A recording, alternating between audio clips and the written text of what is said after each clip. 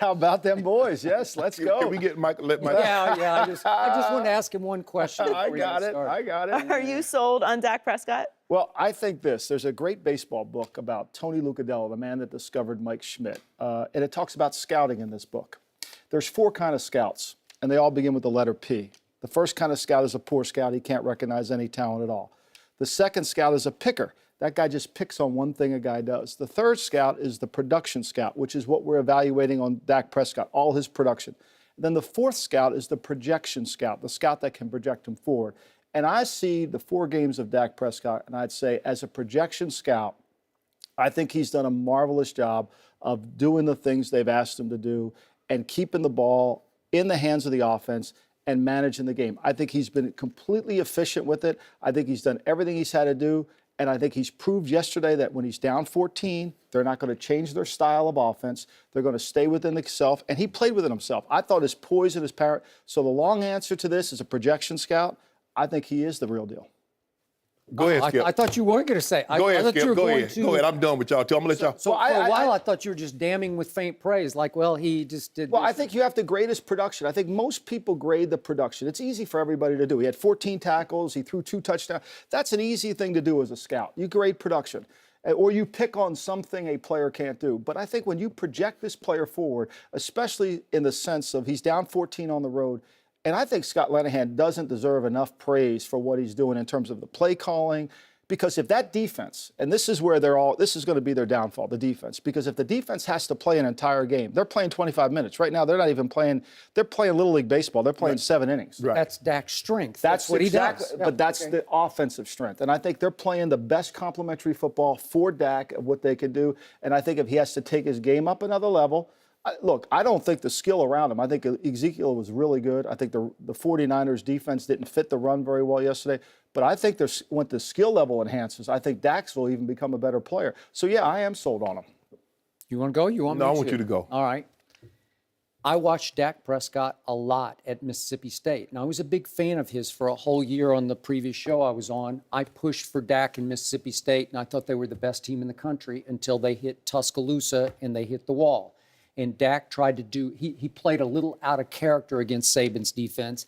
And in the second half, he made too many mistakes that not once have I seen him make yet in 4 real games in the NFL this year. So right away in the preseason, I told you as we launched this show, I'm seeing something I've never seen from a rookie quarterback in the preseason. And you kept saying, it's the preseason. And I kept saying, I get it. But the poise with which he's handling himself was extraordinary to me, even in the preseason, especially in game number 3 at Seattle, when Seattle played its ones into the third quarter. And because Romo got hurt, as you remember, Dak got thrown into the fire, into the cauldron against that defense playing at a high level, like taking it up for that dress rehearsal third preseason game.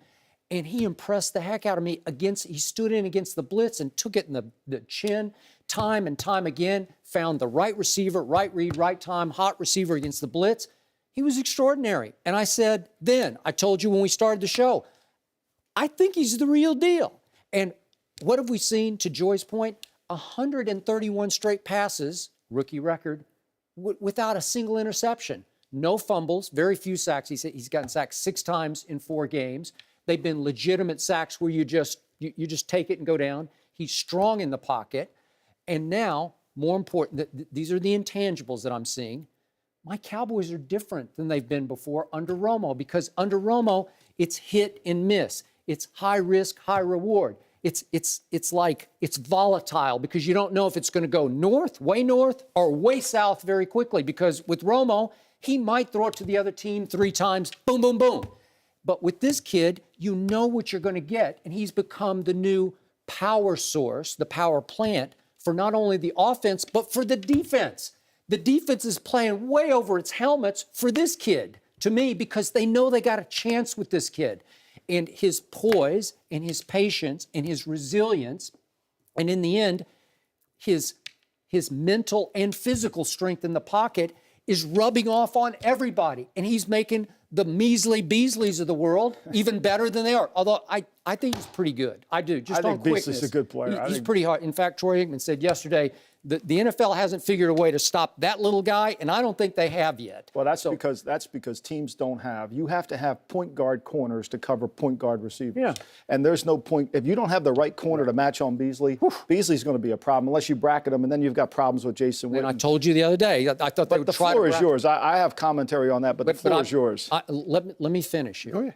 So in the big picture, what keeps happening, look, this team with no Romo and no Dez last year at San Francisco against a defense that everybody said last week on this show, at home, it's been really good over the last 2 years. They shut out the Los Angeles Rams at home on opening night, right? 28-0. Yeah, they did. So when my Cowboys fell behind 14-0, I'm thinking, boy, the degree of difficulty here is going through the roof on this one because this is going to be tough. No Dez, no left side, which is the best side of the offensive line, because those are studs now. Ty, Collins and Smith. come on now. Those are their two best offensive linemen are out. And without Dez on third down, you think, how can you keep doing this? He didn't panic. He showed no emotion. He just kept executing. And once more, they have 4 long scoring drives. You know how hard it is because the degree of difficulty just goes up, up, up, up, up as you go down the field because you're going to make a mistake. But he doesn't make a mistake. And so they keep cashing the field goal kicker, and I'm his biggest fan. He missed the opening kick. And again, he made the one that ended up being the clutch one, the clincher, right?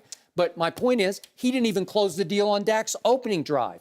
He just keeps executing play after play. They're leading the NFL by far in third down conversions because of Dak Prescott. They're up there in time of possession because of Dak Prescott. They lead in plays per scoring drive. They're averaging like 10 plays a scoring drive. That's extraordinary. And I know it's 4 games, and you can ridicule their competition all you want, but this is a 4th-round rookie quarterback. Okay, but he has changed the face of the whole franchise. And my final point to you is, last Wednesday, when everything was teetering over the latest Dez incident, he's missed the meeting and missed his MRI and he's gone AWOL. Dak steps up to the media, and you can laugh if you want, but he said, we'll be fine without him. If he's not, he said, I hope he gets well soon, but if he's not, we'll just keep executing the offense the way it's supposed to be, and we will be just fine. And the message was resounding in that locker room because they came out yesterday like they thought they could win a game on the road. And they did because of that kid. A child shall lead them, but he's a man-child.